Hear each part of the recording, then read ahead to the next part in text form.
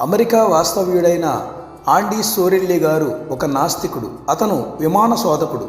ఆకాశం నుండి చమురును అన్వేషించటంలో నిపుణుడు. అనేక చమురు కంపెనీలు అతని సహాయాన్ని సేవలను కూడా వినియోగించుకున్నాయి. కొన్ని ప్రత్యేకమైన సున్నితమైన పరికరాలను తన విమానంలో పెట్టుకుని అంతరిక్షము నుండి భూమిని సర్వే చేసేవాడు.